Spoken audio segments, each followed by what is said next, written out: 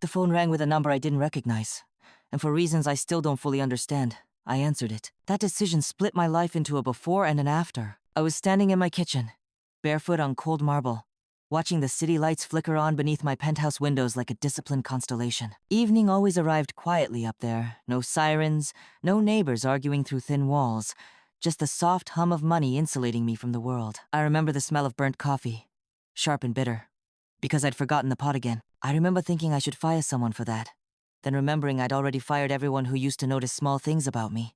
The phone buzzed in my hand. No assistant routing the call, no calendar reminder, just a raw, human interruption. "Hello?" I said, already halfway to hanging up. There was a pause on the other end, the kind where you can hear breathing but not intention. Then a small voice, thin as a cracked bell. Hi, is this the hospital?" Something in me tightened. Not fear, not curiosity, but recognition. That sound. A child trying to be brave because no one else was available. "No," I said gently. "I don't think so." Another pause. I could hear muffled sounds now, something metallic clattering, a distant television murmuring, the kind of background noise that lives in kitchens and living rooms, not offices. "Oh," the voice said. "I'm sorry. I tried the number on the fridge. My mom wrote it." I closed my eyes. The city disappeared behind my eyelids. "What's your name?" I asked. "Lily. Lily Chen." She pronounced it carefully, like it mattered how it landed. "And what's wrong, Lily?"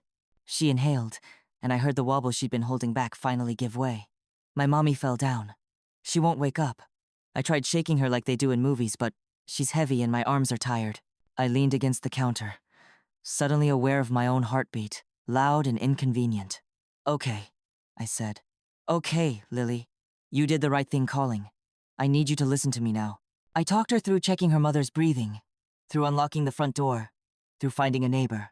I stayed on the line until I heard another adult voice, panicked, then decisive, until sirens arrived like an answer to a prayer neither of us had known how to say out loud. When the call ended, my kitchen felt too large, too quiet.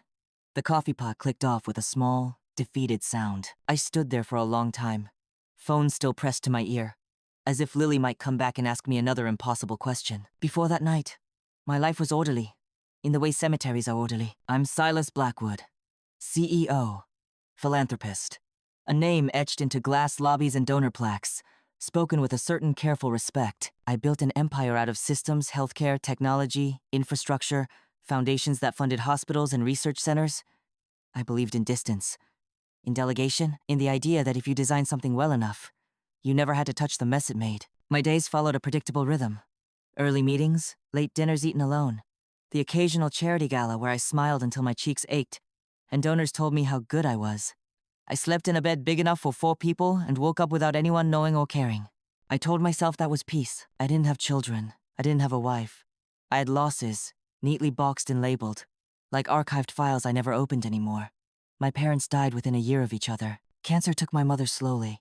My father followed like a man who'd forgotten his purpose. I poured my grief into work, then poured the work into money, then poured the money into foundations that promised to fix what couldn't be fixed. Mercy General Hospital was one of them. A flagship institution, cutting-edge oncology wing. My foundation's name sat right there on the wall, polished daily. I'd attended the ribbon cutting myself, shaking hands with administrators who thanked me like I was a benevolent god. I didn't know Clara Chen then. I didn't know that somewhere inside that building, a woman was losing her faith one signature at a time. The night after Lily's call, I couldn't sleep. Every time I closed my eyes, I heard her voice again, steady, then cracking, then steady once more. I kept seeing my mother's hands, thin and papery, resting uselessly on white sheets. I did something impulsive, something I hadn't done in years. I asked my assistant to find out what happened to Clara Chen. By morning, I knew the basics.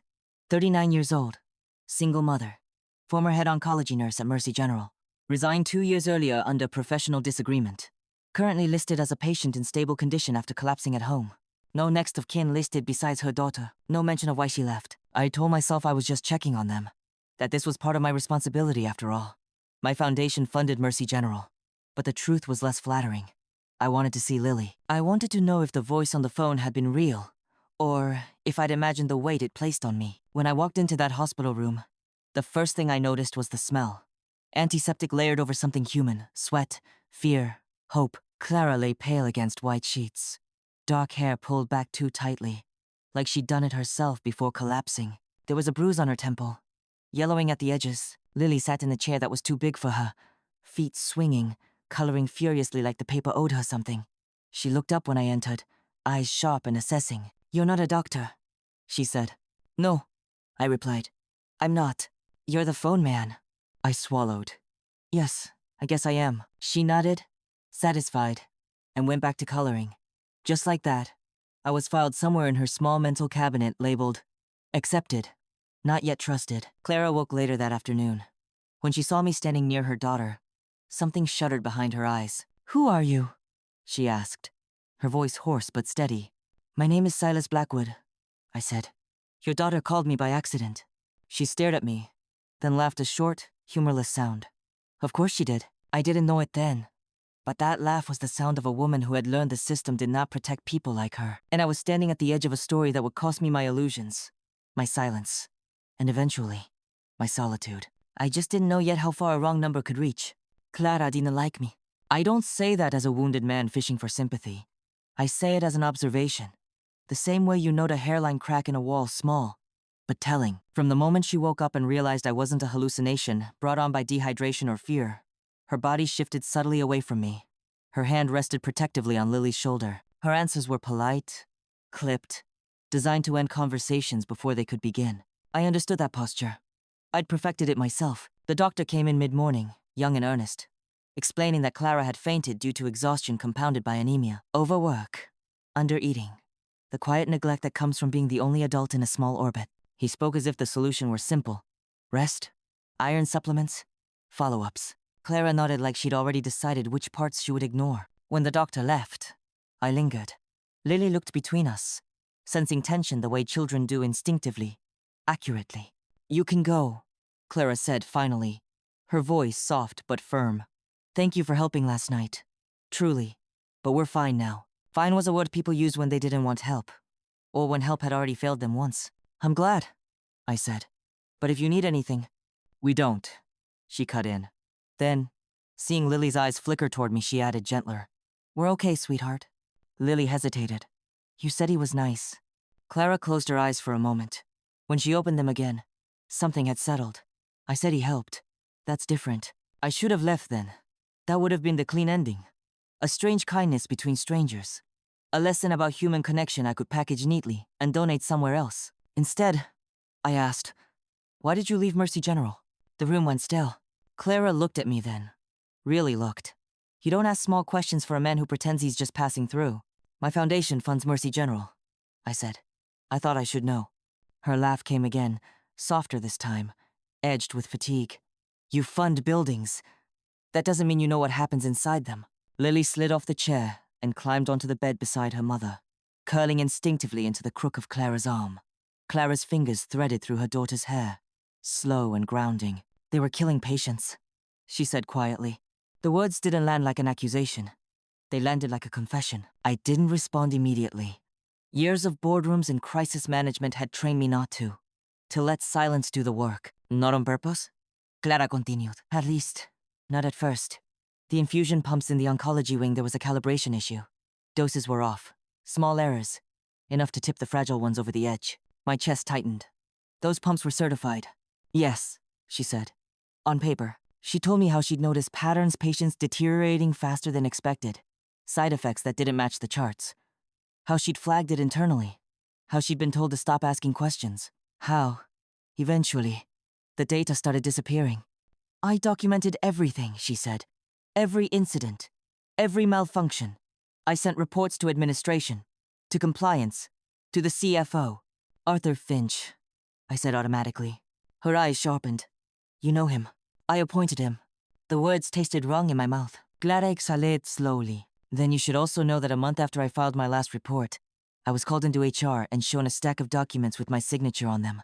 Documents stating I'd approved continued use of the equipment, that I'd dismissed concerns, that I'd recommended silence." "That's impossible," I said. "You wouldn't." "They forged my signature," she said. "And when I protested, they told me I could resign quietly or fight a legal team I couldn't afford while raising a child." Lily's fingers curled into our mother's sleeve. I chose Lily, Clara said simply. I always choose her. I felt something fracture inside me, not loudly, not cleanly, but with a dull ache of recognition. This was the cost of distance, of trusting systems over people, of believing my name on a wall was the same as accountability. Why didn't you go to the press?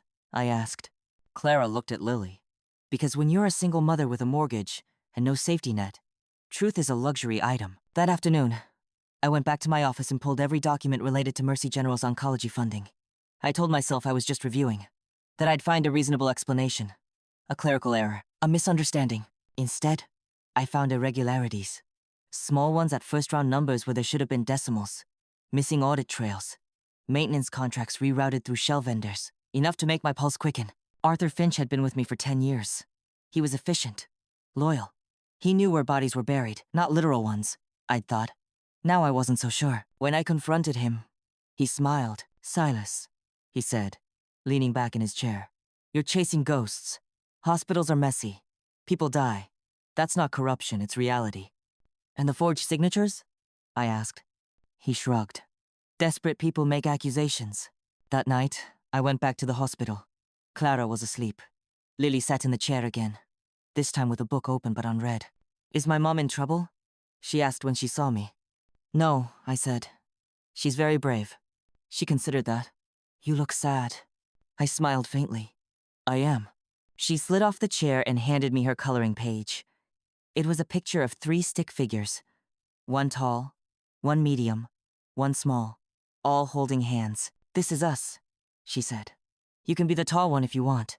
I held the paper like it was fragile. In that moment, I understood something I'd avoided my whole life. Once you see the truth, you are responsible for what you do next, and I was done pretending I could look away. I told myself I would move carefully. That was the lie I used to get out of bed in the mornings. To sit through meetings without slamming my fist into polished tables, to look Arthur Finch in the eye and not reveal that I'd already begun dismantling the ground beneath his feet. Carefulness was my brand, after all. Measured responses. Controlled fallout. But the truth was, once Clara told me what she'd lost, and once Lily handed me that drawing, I was no longer operating from logic alone. I started with the machines. Not the invoices or the financial reports, but the actual infusion pumps. I requested an independent audit, under the guise of a routine compliance check. No announcement. No internal fanfare. Just quiet specialists flown in under non-disclosure agreements, working overnight shifts so no one would notice the extra bodies moving through the oncology wing. I walked those halls myself, late at night, when the lights were dimmed and the beeping of monitors felt too loud in the silence. I watched nurses move with that particular blend of urgency and gentleness, their shoes squeaking faintly against the floors. I thought of my mother lying in a bed just like these, trusting that the numbers on the machines knew what they were doing. They hadn't. The audit results came back in 48 hours. Calibration drift. Software overrides that bypass safety alerts. Maintenance logs altered after the fact. It wasn't an accident. It was a cost-saving measure disguised as efficiency. When I saw Clara's name on the digital approvals, her signature replicated perfectly. Down to the slant, I felt physically ill. I went to see her the next morning. She was sitting up now, color returning slowly to her face. Lily was braiding her hair, tongue poked out in concentration. They found it, I said quietly. Clara didn't ask what. She just nodded once, as if she'd been holding her breath for 2 years and could finally exhale. They're going to try to bury it, she said. Yes, I agreed. They already are. Arthur Finch moved fast. I'll give him that. Within a day of the audit request, he convened an emergency board meeting. He framed the findings as technical inconsistencies and positioned Clara as a disgruntled former employee whose emotional distress had clouded her judgment. She's unstable, he said, not knowing I was recording every word. Single mother. Overworked. Prone to exaggeration. The room murmured in agreement. I watched men and women I'd respected nod along, relieved to be given an easy villain. That night, I sat alone in my office long after the city lights had gone dark. I thought about how often I'd used that same strategy: discredit, minimize, move on. I thought about the cost of convenience. I called Clara. They're going to come for you, I said. Legally. Professionally. I know, she replied. They already tried once. This time will be different, I said, because you won't be alone. There was a pause. Then, quietly, why are you doing this, Silas? I looked at the photograph on my desk, a stock image of a smiling family I'd bought in bulk because it made donors comfortable. I slid it face down. Because I was wrong, I said. and because Lily deserves better than a world where telling the truth gets you erased. The legal process was slow, grinding, designed to exhaust. Depositions stretched for hours. Documents surfaced, then vanished, then resurfaced with pages missing. Arthur's lawyers were expensive and ruthless, but so were mine. We found the shell companies, the offshore accounts, the trail of small skims that added up to millions. Money siphoned from maintenance budgets into private hands. When the equipment failed, it was cheaper to silence a nurse than replace a system. The turning point came with an email. An old IT technician recently retired. Conscience finally heavier than fear came forward with archived backups. Emails between Arthur and a vendor discussing acceptable loss thresholds. Attachments with Clara's forged signature. A spreadsheet labeled exposure management. When Clara saw it, she pressed her hand to her mouth. "I thought I was going crazy," she whispered. "You weren't," I said. "You were gaslit by professionals." The press got hold of the story a week later. Not through leaks or whispers, but through a full, documented disclosure. I stood beside Clara at the press conference, Lily sitting between us with her legs swinging, oblivious to the cameras. Arthur Finch was arrested 2 days later. The hospital board issued apologies that sounded like legal disclaimers. Mercy General suspended its oncology wing pending a full review. Patients were notified. Families were angry. Grief resurfaced in public spaces where it had once been contained. And through it all, Clara stood tall. Watching her was like watching someone relearn how to breathe. In the quiet moments between court dates, between interviews we talked, about small things. Lily's school projects.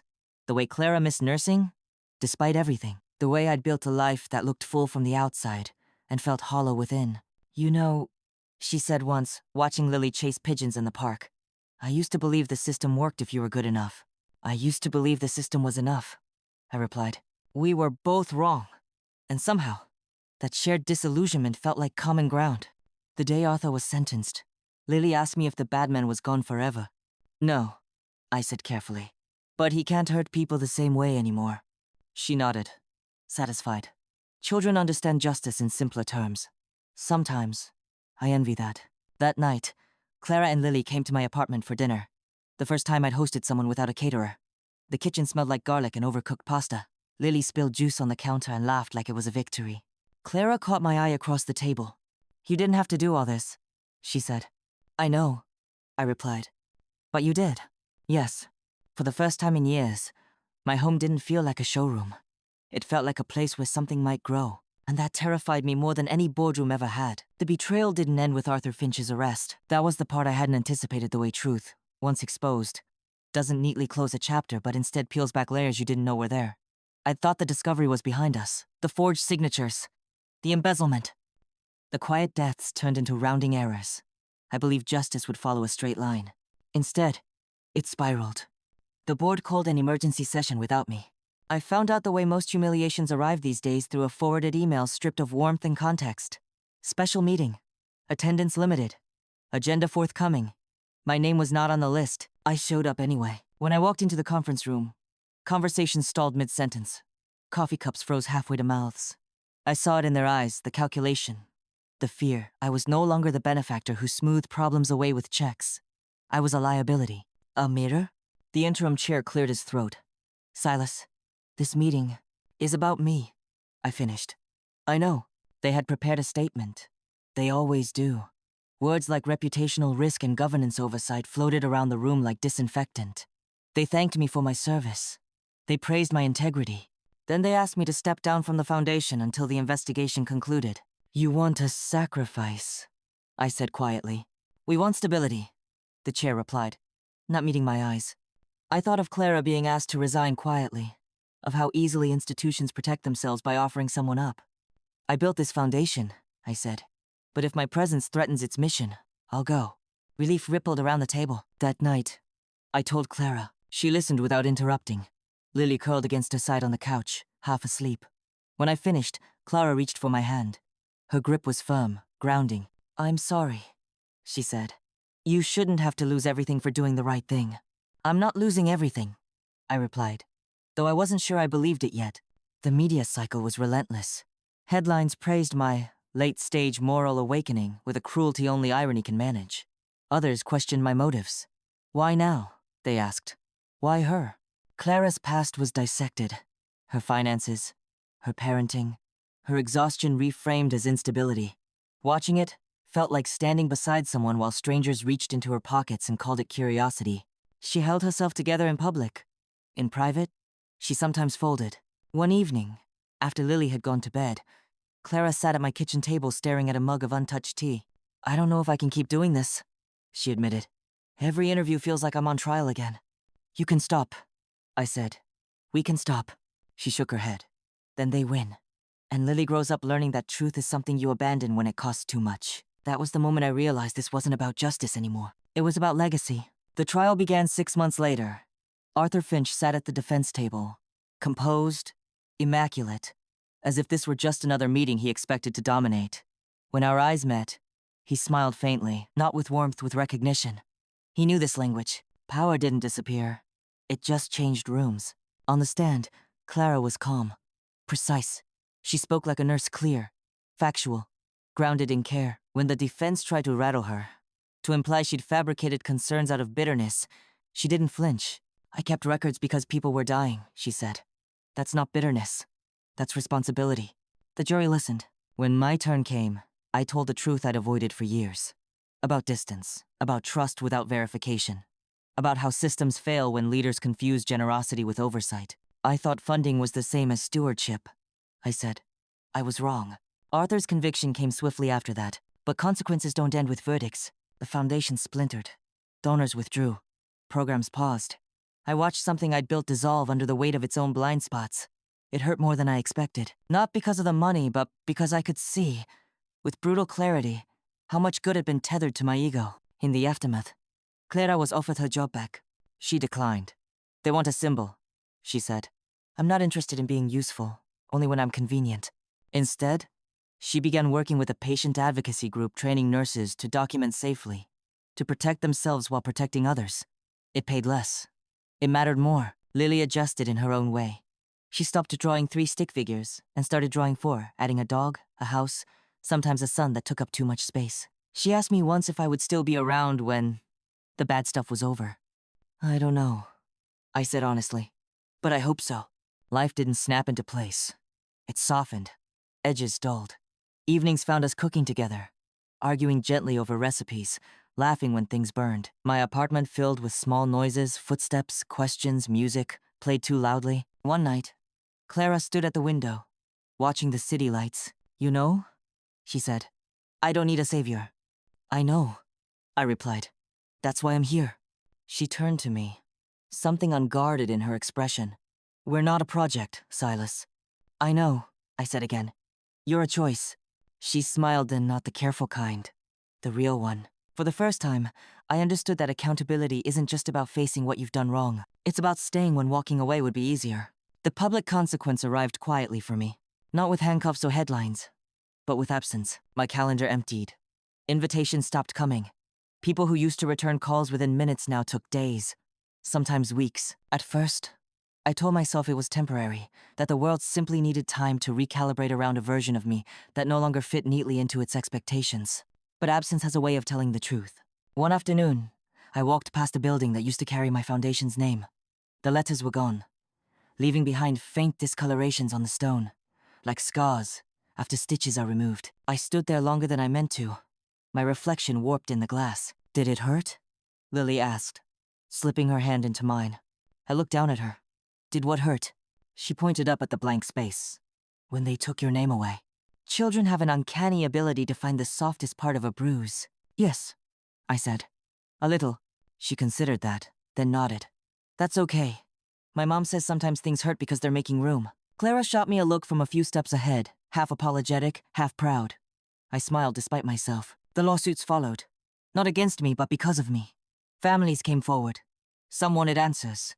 Some wanted accountability. Some just wanted someone to sit with them and say, "Yes, I see what you lost." I attended as many meetings as I could. Not as a savior. Not as a benefactor. Just as a witness. Clara joined me when she could. She had a way of listening that made people feel held without being pitied. She never rushed grief. Never corrected anger. She understood, better than anyone, that healing didn't follow timelines. One evening, after a particularly long meeting with a family who'd lost their son, Clara broke down in the car. "I should have done more," she whispered, hands shaking on the steering wheel. "If I'd pushed harder, if I'd gone public sooner, I reached for her, steadying her hands. No, I said firmly. You did what you could with what you had. The rest belongs to the people who chose silence over safety. She leaned her forehead against the wheel, breathing unevenly. I stayed quiet, letting the moment exist without trying to fix it. That was something I was learning, presence without control. The public narrative shifted slowly. Articles appeared reframing the story not as a single villain's corruption, but as a systemic failure. Clara was no longer described as disgruntled. She was called a whistleblower, an advocate, a professional who'd paid too high a price for integrity. I was described as something else entirely. Complicit, some said. Redeemed, others argued. Neither felt accurate. The truth sat somewhere in between. The final board decision came by courier-thick envelope. Formal language. I was permanently removed from leadership roles within the foundation. My remaining shares were bought out. The check was substantial. It sat untouched on my desk for weeks. Money, I'd learned, doesn't feel like compensation when what you've lost is certainty. What will you do now? Clara asked one night as we washed dishes side by side, Lily asleep down the hall. I don't know, I admitted. For the first time, that doesn't terrify me. She smiled. Good. It shouldn't. We didn't rush anything. That was important to both of us. There was no dramatic confession of love, no sweeping declarations, just mornings that bled into afternoons. Shared responsibilities, quiet understanding. One Saturday, Lily asked if she could call me when she was at school if she forgot something. Like what? I asked. Like my lunch, or my mom's birthday, or if I just want to hear your voice. Clara froze mid-step. I waited. Yes, I said carefully. You can. Later that night, Clara sat beside me on the couch, knees tucked under her. I need to say something, she said. I'm listening. This, us, she gestured gently between us. It can't be built on what we survived. It has to be built on what we choose next. I nodded. I don't want to be a rescuer. Good, she said. Because I don't want to be your redemption. We laughed softly, the tension easing. In the months that followed, we built something smaller but sturdier. A nonprofit advisory group focused on patient safety, independent, transparent, unglamorous. No gala dinners, no donor walls, just work. I found satisfaction in details again. In reading reports closely. In asking uncomfortable questions. In staying. One evening, Lily crawled into my lap with a book and asked me to read. Halfway through, she interrupted.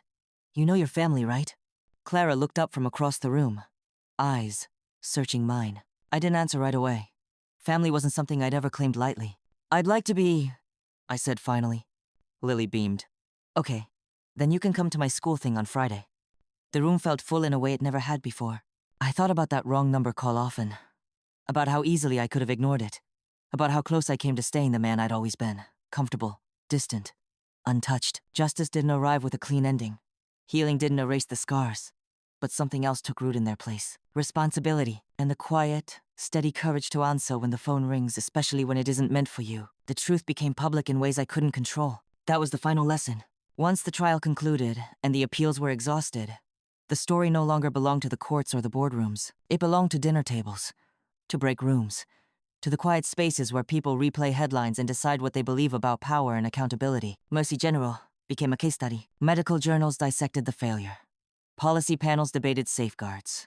New legislation was proposed slowly, imperfectly, but with Clara's documentation cited again and again. Her name appeared in footnotes, then paragraphs, then acknowledgements. She never celebrated that.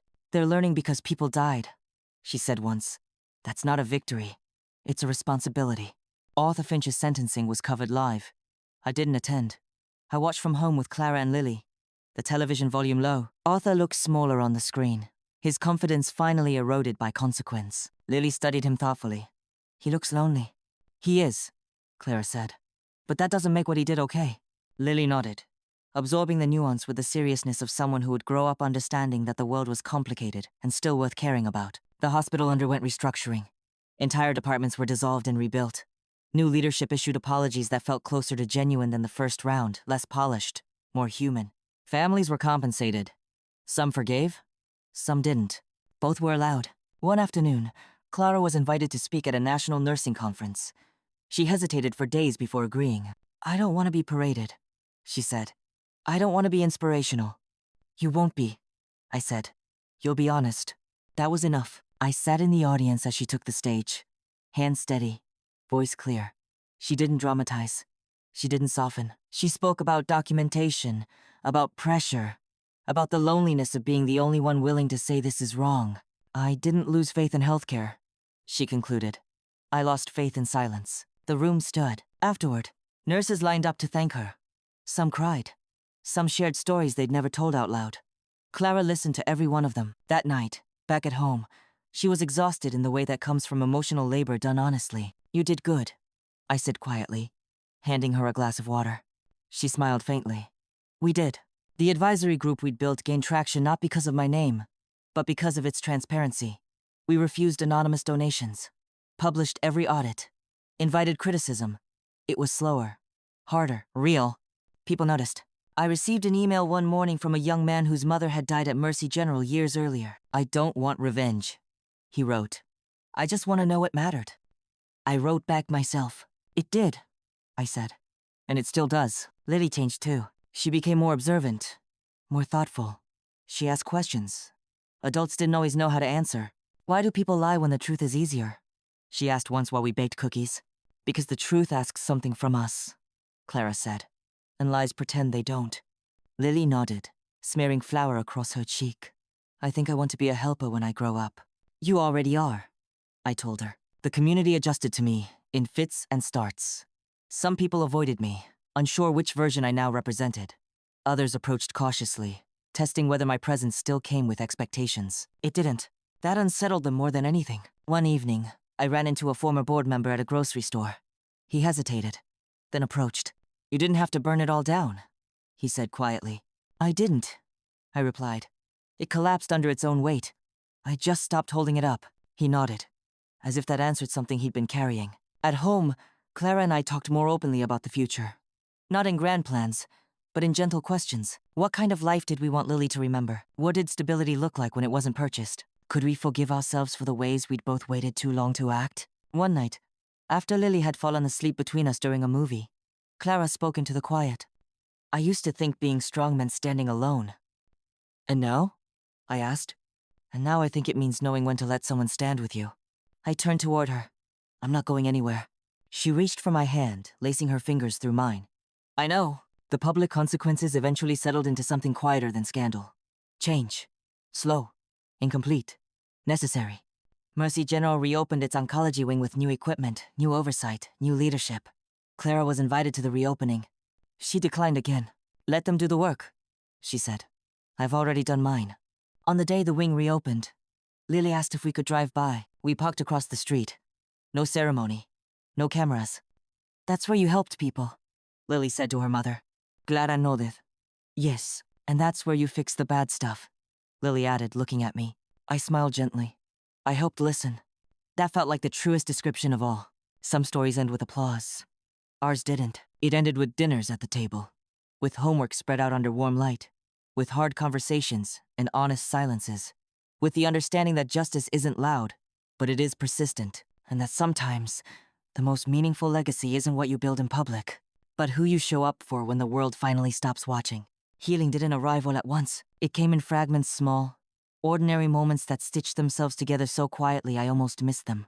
A shared grocery list stuck to the fridge with a crooked magnet. Lily's shoes by the door, always pointing the wrong way. Clara humming under her breath while folding laundry, a habit she didn't realize she'd kept from her nursing days. For the first time in my adult life, I wasn't living towards something.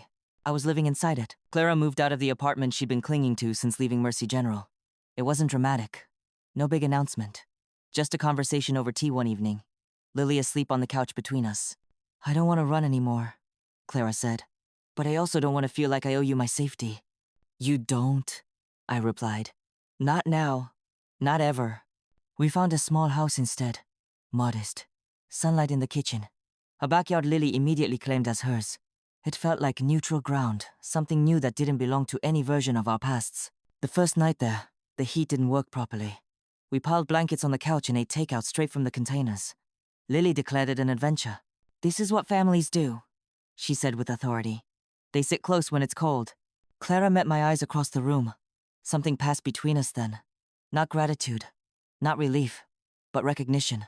This was it. Not perfection, not rescue. Just choosing to stay. The advisory group continued its work, slow and steady. I learned how to lead without hiding behind distance, how to ask questions that didn't already have answers, how to listen when the response made me uncomfortable. Clara found her rhythm again, too. She trained nurses, consulted quietly, mentored women who reminded her of herself 2 years earlier, tired, principled, afraid to speak too loudly. One afternoon, I watched her through the doorway of a community center classroom, standing at a whiteboard covered in flowcharts and handwritten notes. She looked whole in a way I hadn't seen before. Not unscarred, but integrated. Later that night, she said, "I don't feel like I'm fighting anymore." "What do you feel like?" I asked. "Like I'm building," she said. Carefully, on purpose. Lily thrived in ways that surprised us both. She became more confident at school, more outspoken. She corrected teachers when they glossed over uncomfortable history. She insisted on fairness in playground arguments with the solemnity of a tiny judge. One evening, as I helped her with homework, she asked, "Do you think people can be good after they do bad things?" I considered the question longer than she expected. "Yes," I said finally. "But only if they're willing to change, not just apologize." She nodded, satisfied. "That makes sense." Later, after she'd gone to bed, Clara said softly, "She's watching us, you know." "I know. Then we should keep being careful," she said. Not afraid, just honest. That winter, my father's old house sold. I'd held onto it for years out of habit, not sentiment. Walking through it one last time, I felt the echo of who I'd been there. Angry, grieving, alone. I left the keys on the counter and didn't look back. On the anniversary of the night Lily made the call, we didn't mark it with ceremony.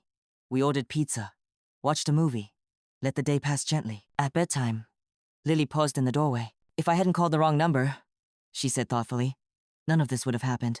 "That's true," Clara said. Lily looked worried. "Was it my fault?" "No," I said quickly. "It was your courage." She smiled, reassured, and disappeared down the hall. Later, Clara leaned her head against my shoulder. "Do you ever think about how close it all came to not happening?" she asked. "All the time," I admitted. "And does that scare you?" "Yes," I said. "But it also makes me pay attention."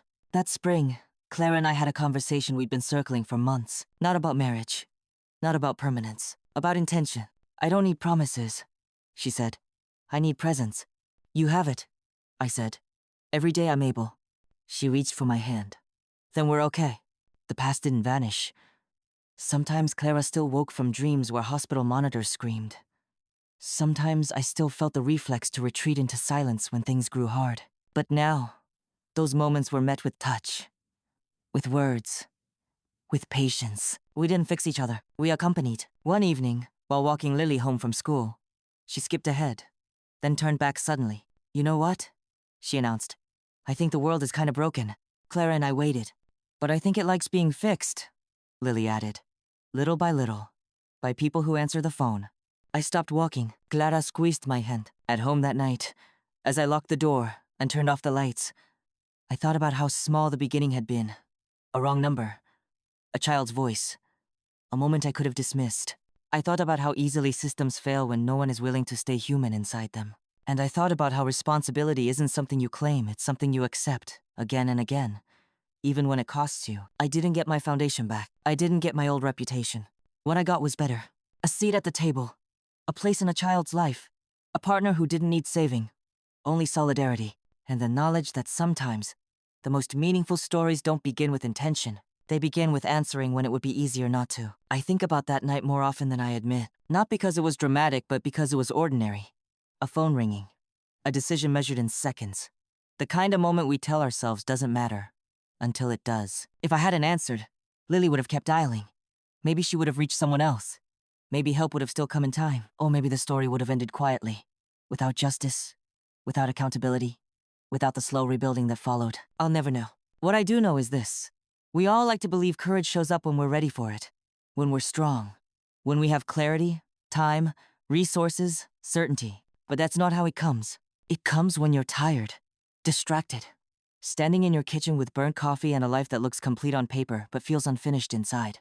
It comes disguised as inconvenience, as interruption, as a voice you weren't expecting. And when it does, it doesn't ask who you are. It asks who you're willing to be next. Clara didn't get her faith in the system back. I didn't get my old life back. Lily didn't get a childhood untouched by fear. What we got instead was something quieter and stronger. Truth, spoken out loud.